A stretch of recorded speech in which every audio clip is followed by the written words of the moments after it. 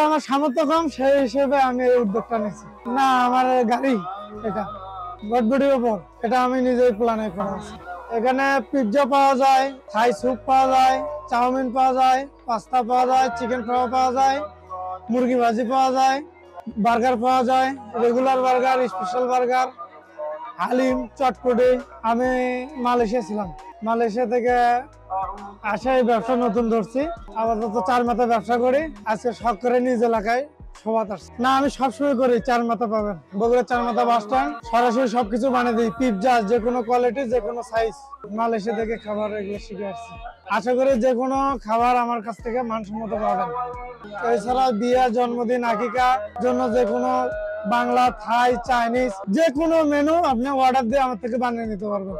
হ্যাঁ, আমার যে দোকান প্রতিষ্ঠানের নাম লাইভ রাজার আসর। লাইভ, সরাসরি লাইভ মানে সরাসরি আমি কাস্টমারকে বানিয়ে দিয়ে থাকি গরম গরম।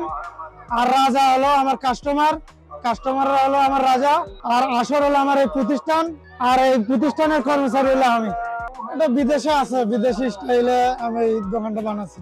খরচ হয়েছে 2-2.5 লাখ টাকার মতো খরচ হয়েছে। ব্যবসা কম বেশি হয়, যাক আল্লাহ যা দেয় শুক্রিয়া। ব্যবসা কথা না বলা ভালো, এটা আমি সন্তুষ্ট।